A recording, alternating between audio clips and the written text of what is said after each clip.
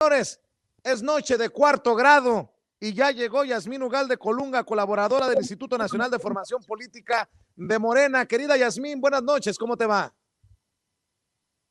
¿Qué tal? Buenas noches, Vicente. Pues aquí, saludando a tu audiencia, a ti, pues ya, es viernes de cuarto grado.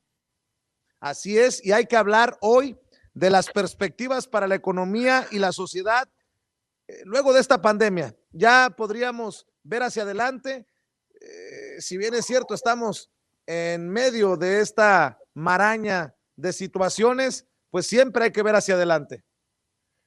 Sí, eh, un poco es podernos dar este espacio, esta pausa en medio de esta pandemia para ver qué tipo de perspectivas está abriendo esta pandemia para el mundo. O sea, es decir, qué espacios nuevos nos puede dejar, ¿no? Más que estaba escuchando a quien me antecedió en las participaciones y decía, bueno, es que el mundo está mal, ¿no? Bueno, más bien es que el mundo se está reacomodando, ¿no? Así es, y aunque duela, y aunque moleste, y aunque sea complicado en muchas ocasiones, pero también nosotros tenemos que acomodarnos a las nuevas realidades. Sí, por supuesto, no, y no nada más una nueva realidad en medio de una tragedia, sino esto también dará pauta para poder hacer reacomodos verdaderamente profundos que se proponen bueno, de manera geopolítica, pero bueno, a nosotros nos atraviesa lo que ocurre en nuestro país, ¿no? ¿Qué te parece si escuchamos la opinión de Carolina Hernández precisamente sobre este tema? Vamos a ver y escuchar el inicio de cuarto grado.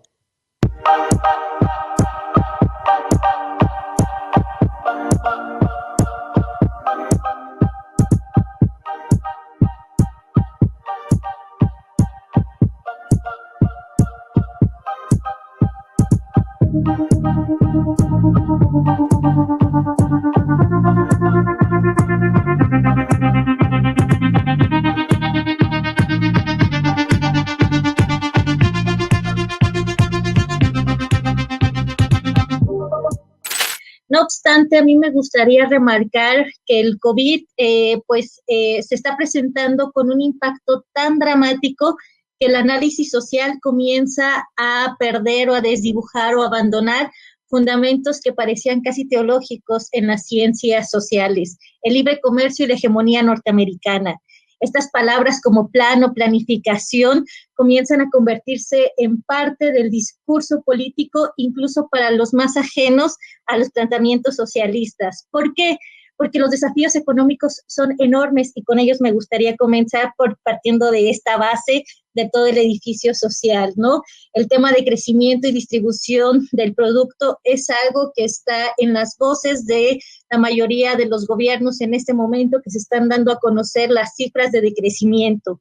Pero a mí me gustaría que nos pusiéramos a reflexionar particularmente, yo lo hago desde la academia, en cuáles son las premisas filosóficas y éticas que impone la situación actual, porque todos los países están cayendo, excepto los asiáticos.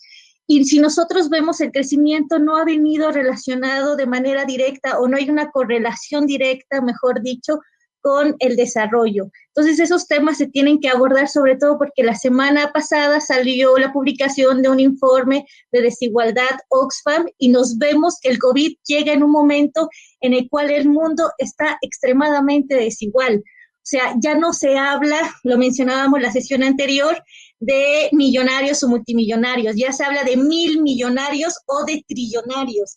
Entonces, estas personas en unos pocos meses han podido recuperar sus niveles de riqueza o de ingreso, pero la clase media no, y los pobres espera incluso que les lleve varias décadas recuperar los niveles previos, ¿no?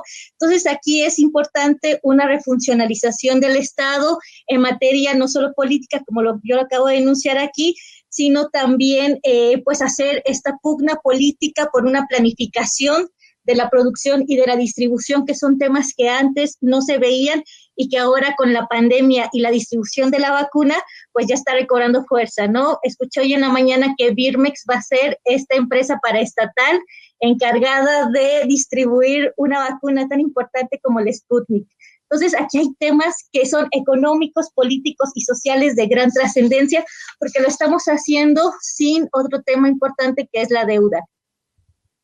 Fíjate, Yasmín, que luego de escuchar esta opinión se me viene a la mente lo que ha propuesto el presidente Andrés Manuel López Obrador desde siempre y que tanto le han criticado, una mejor distribución de la riqueza, y hasta le criticaron en la oposición que llevara ante el G20 la necesidad del no acaparamiento de la vacuna del COVID-19.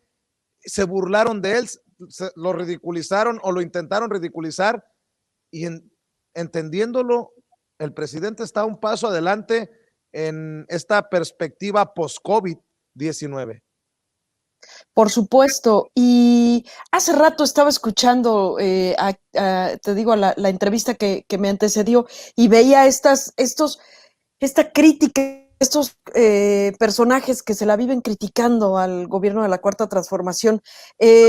Carolina, que es quien nos acaba de dar esta primera introducción a una perspectiva económica, ella es economista y su mirada es mucho más seria que la de Camín, que la de Lili Telles, y nos pone sobre la mesa un par de cosas importantes: el crecimiento y distribución, que precisamente como tú lo acabas de decir, el presidente de la República ha enfatizado muchísimo. Hablar de la economía moral es algo que lo remarcó el presidente, cómo tener soberanía política, por ejemplo, ¿no? Y la planificación, por supuesto, que conlleva resolver este problema que nos atañe en este momento sin deuda.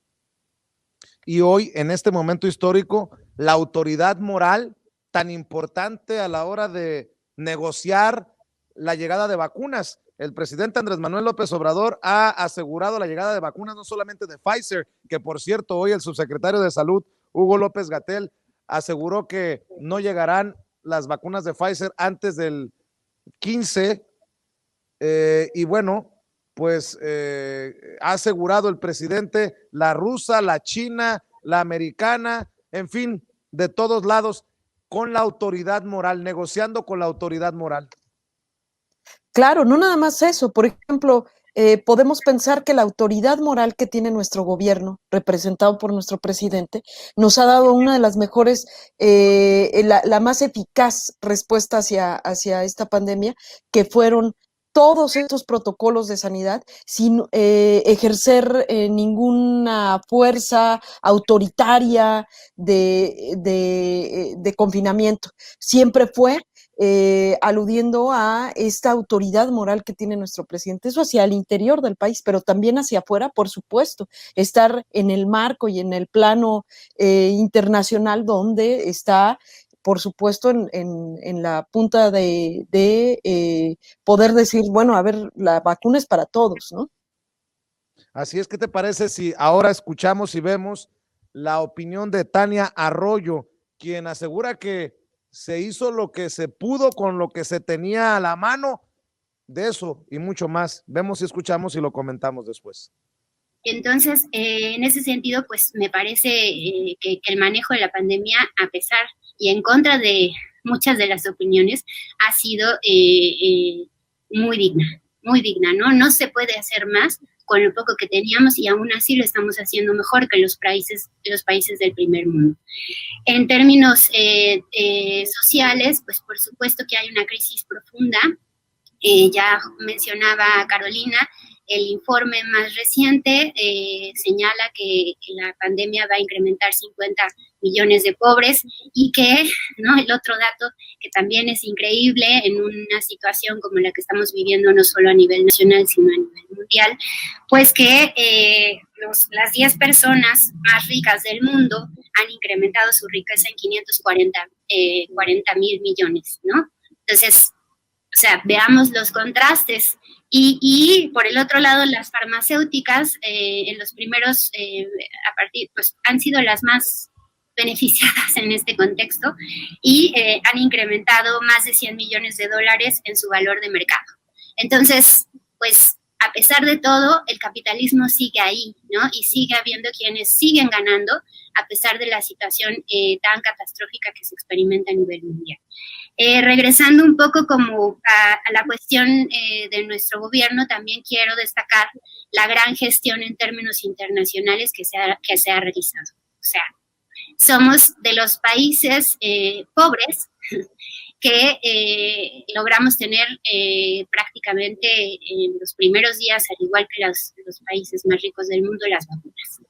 Otro gran acierto, ¿no? Que le va a doler mucho a mucha gente, pero pues es una realidad, ¿no?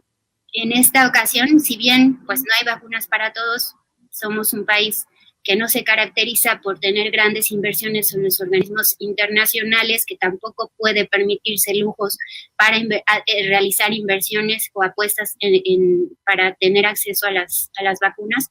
Aún así se hizo el esfuerzo y logramos ser en el caso de América Latina, el primer país que tuvo acceso a las vacunas. Entonces, pues vamos viendo que la verdad es que el gobierno de Andrés Manuel no lo ha hecho nada mal. Y por último, para cerrar como con este bloque introductorio, pues la otra cuestión que también ha sido muy debatida, ¿no?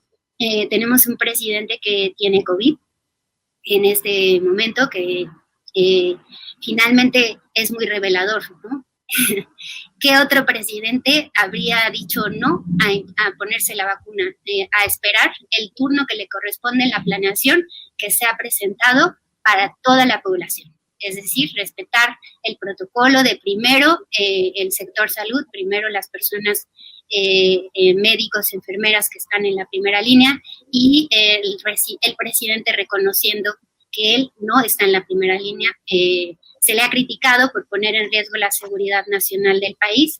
Yo considero que me parece una actitud completamente humilde, ¿no? de reconocerse como uno de nosotros, ¿no? Algo que muchos de nuestros presidentes, o podría decir el único, ¿no? Que se atreve o se ha atrevido a hacer algo de esta naturaleza, ¿no? Qué interesante, Yasmín, la opinión de Tania Arroyo, porque habla de la congruencia del presidente Andrés Manuel López Obrador, y también tenemos que aquí señalar la incongruencia o la hipocresía de aquellos que lo critican. Por ejemplo, hoy, temprano en Sin Censura, criticábamos la postura de una, solo como ejemplo, Mariana Gómez del Campo, una de las panistas más visibles en redes, que decía, no funciona la página. Yo, como miles de personas, ya lo comprobamos. Pero ¿qué tienen que estar haciendo esas personas menores de 60 años probando si funciona o no una página en este momento que el esfuerzo es exclusivo para los mayores de 60 años? Solo como ejemplo de estos que no están muy contentos porque se han hecho las cosas con lo que se tenía, por lo que no hicieron bien o lo que dejaron de hacer los que antes gobernaron. Sí, los opositores a este gobierno, al verse escasos de un proyecto, solamente se dedican a descalificar, por supuesto, y acciones como esta tal vez sean las menos mezquinas de las que son capaces de hacer. La pandemia ha mostrado precisamente una oposición bastante carente, ¿no? Bastante carente, no solamente de proyectos, sino de formas de cómo ser oposición. Les ha faltado muchísimo. Es una de las perspectivas que ha sacado la pandemia también, ¿no? Así es, y precisamente hablando de la respuesta del gobierno de la Cuarta Transformación ante la pandemia, ¿qué te parece si vemos y escuchamos la opinión del periodista independiente Luis Guillermo Hernández aquí en Sin Censura? Creo que todas las democracias, por lo menos las democracias occidentales, han tenido quizá uno de los años con mayores desafíos para sus estructuras, para sus mecanismos de respuesta y también para su control social y económico. Lo que hemos visto en los últimos 12 meses ha sido una brutal embestida contra todas las certezas que tenía por lo menos el mundo occidental. Y esas certezas se rompieron con un virus que no solo se descontroló en términos sanitarios, sino que también impactó, como no había impactado casi nada desde, me atrevo a decir, la Segunda Guerra Mundial, las economías y las dinámicas de gobierno de todas las naciones del hemisferio occidental. Es de ese tamaño lo que estamos viviendo en estos momentos. Es el desafío social, político, cultural, económico que estamos viviendo cada una de nosotras y cada uno de nosotros en estos momentos. Y me parece, en el caso mexicano, que la respuesta del gobierno, sin duda, ha sido una de las respuestas pues, más desafiantes, tomando en cuenta el estado en el que estaba la estructura sanitaria mexicana el año pasado, tomando en cuenta la circunstancia de desmantelamiento brutal, de desmantelamiento casi criminal de las estructuras públicas de salud, tomando en cuenta que México enfrentó el inicio de la pandemia con un déficit hospitalario, un déficit en términos de personal médico, de personal de asistencia sanitaria, de personal de salud en todos los niveles y en todos los estrados. Y me parece que eso tendría que obligarnos a tomar una distancia prudente, pero también una distancia justa de lo que ha ocurrido en estos 365 días que hemos vivido, porque sin lugar a dudas hay dos puntos que me parece que es importante ponderar para ser justos en el análisis de esta realidad, Yasmín. Y uno de ellos es la política económica y la política social que tenía pensada implementar el gobierno en esta administración y que, aunque se ha malinterpretado de alguna manera, sobre todo se ha magnificado por los críticos del gobierno, pues efectivamente cayó como anillo al dedo en esta pandemia. La dinámica económica y social que se estaba redistribuyendo, estaba redirigiendo hacia desmantelar el Estado neoliberal y establecer un estado de bienestar. Se topó con esta pandemia y se orilló a sí misma la administración pública federal a acelerar esos cambios que ayudaran a contar con infraestructura sanitaria pública, por un lado, que era lo más urgente y lo más inmediato que tenía que hacer. Y por el otro también, a poner esos límites presupuestales, esos límites legales para la actuación y la intervención del Estado como principal rector de los asuntos sanitarios en el país, desplazando, por supuesto, de tajo, de un manotazo, llamémosle así, la lógica que prevaleció en México durante los últimos 30 años, que era pues privilegiar la intervención privada en los asuntos de salud.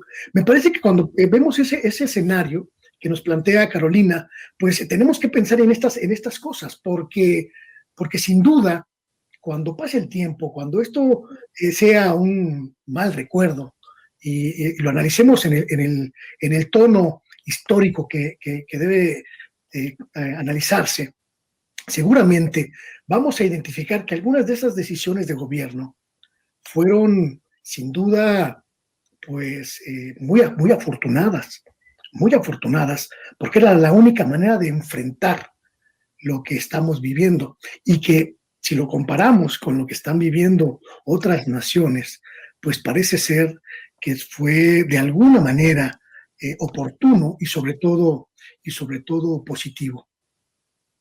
Bien dice con su análisis Luis Guillermo Hernández, Yasmín, que las políticas ya se habían echado a andar y qué nos hubiera pasado si hubiéramos seguido gastando, solo como ejemplo, 10,000 millones de pesos en publicidad oficial.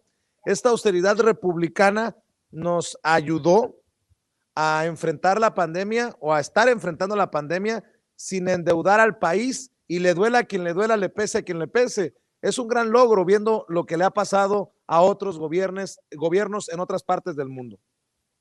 Sí, de hecho, esta frase de que nos viene como anillo al dedo, pues si bien pudiese sonar insensible en términos de la tragedia que vivimos mundialmente, bueno, pues obedece un poco a esta visión que ha tenido el presidente de la República, donde se vislumbraba que uno de los espacios donde había que haber una profunda reacomodo era en el sector salud, y se venía trabajando en ello. En efecto, como bien dice Luis Guillermo, lo único que hace el gobierno una vez que llega a nuestro país la pandemia por COVID, es acelerar este proceso. Pero bueno, hay que poner sobre el renglón que tenemos un presidente con una alta visión, una mira mucho más allá de la que estos opositores logran ver. Está a otro nivel definitivamente. Oye, Yasmín, yo te propongo que cerremos con otra opinión que me llamó la atención, que me gustó mucho porque es algo que tenemos que insistir una y otra vez. Es Tania Arroyo quien habla de opiniones que se sueltan, pero no para construir, es más, ni con bases científicas, sino para meter ruido al debate así de sencillo, al debate público. Cerremos escuchando a Tania Arroyo. Es una oposición muy pobre, muy poco propositiva, que está poco formada políticamente, que no está acostumbrada a construir, ¿no? No está acostumbrada a diseñar estrategias, digamos, realmente de cuestionamiento y crítica constructiva o en un sentido distinto, en una dimensión distinta. Sin embargo, el enemigo, el gran enemigo, pues ese sigue siendo el mismo, ¿no? Por supuesto, vemos que las grandes discusiones en términos de la vacuna son en términos políticos y en términos económicos. La criminalización, el desprestigio de la vacuna Sputnik es un claro ejemplo de esa situación. No es una cuestión de calidad, ¿no? Recordemos que los organismos internacionales establecen ciertos protocolos, ¿no? Pero que también esos protocolos se ven influenciados por cuestiones políticas. Entonces, esta situación a nivel internacional de la aprobación de la vacuna, bueno, también hay que analizarlo con cuidado, ¿no? No necesariamente responde a una cuestión de calidad, sino que hay detrás toda una discusión política que tiene que ver con el contexto internacional. En ese sentido, creo que hay una diferencia también en términos históricos que es importante visibilizar. En el caso de los países de América Latina, el imperialismo ha funcionado porque ha tenido oligarquías que han sido colaboradoras y copartícipes y que han permitido la entrada de minar, por así decirlo, la soberanía de nuestros países. Esto es una situación positiva en este momento en el caso de México. Tenemos un gobierno, ¿no?, que no está dispuesto a ceder y a seguir o dar continuidad a ese intervencionismo. Y eso ya marca en sí un hito fundamental. Este gobierno, me parece, ¿no?, que desempeña una función en términos internacionales muy distinta, ¿no?, que ya lo hemos mencionado en otras ocasiones, nada que ver con el come si te vas, ¿no? Recordarán cómo echaron vilmente a Fidel Castro de nuestro país mientras en el otro lado entraba el presidente Bush. Entonces, eso no más, ¿no? No lo hemos visto en esta situación. Tenemos un presidente que tiene la capacidad de negociar con Rusia, que tiene la capacidad de acercarse a los chinos, que tiene la capacidad de no romper, ¿no?, con un presidente tan difícil como fue Trump. Ahora con Biden no sabemos bien cómo pueda funcionar esta situación, pero es conciliador, Obrador. Siempre ha tendido a atender lazos, ¿no? Entonces, en ese sentido, vemos que hay una dignificación del papel en el plano internacional de nuestro país. Con la pandemia esto se ha evidenciado con mucho mayor profundidad. Es un país activo en términos internacionales. Es un país que propone, a Gatel lo llaman los organismos internacionales, ¿no? A mí me da mucho orgullo saber que un científico mexicano está participando de estos grandes foros en términos internacionales, ¿no? Que son fundamentales para poder seguir avanzando en el manejo de la pandemia. Y bueno, México está en el tablero internacional, una cosa que parece fantástica. Entonces, más allá de las cuestiones negativas, yo veo muchos puntos positivos.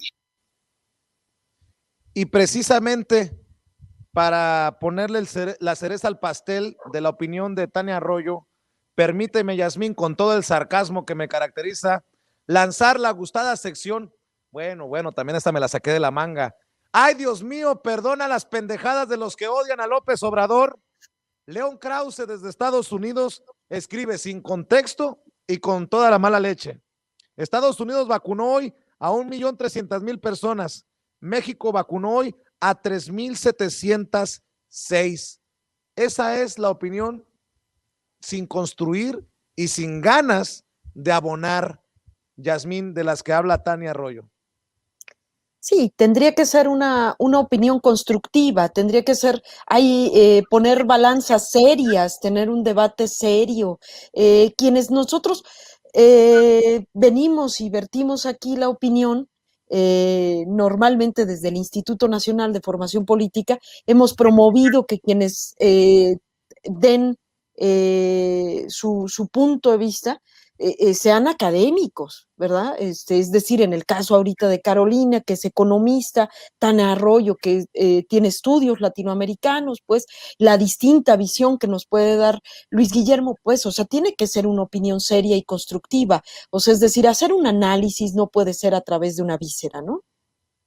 Ah, por cierto, porque si no lo saco se me hace cáncer, retuiteó Claudio X González. Nada más para que quede ahí grabado, mi querida Yasmín. Pues como siempre, es un placer saludarte en este espacio libre como el viento, Yasmín. Nos vemos, nos escuchamos el próximo viernes en otra oportunidad de darle un cuarto grado a la noticia. Así es, pues bueno, muchísimas gracias por el espacio. Nosotros siempre vamos a promover que haya espacios como este, donde haya otras narrativas, donde se escuchen otras voces, donde se pueda analizar esta coyuntura que va viviendo nuestro país, que es inédita aparte, y que la vivimos todas y todos, ¿no? Pues te mando un abrazo, saludos a todos y fuerza, adelante. Cuídate, buenas noches. Buenas noches, Vicente, a ti y a la gente que nos está viendo. Hasta luego. Muchas gracias.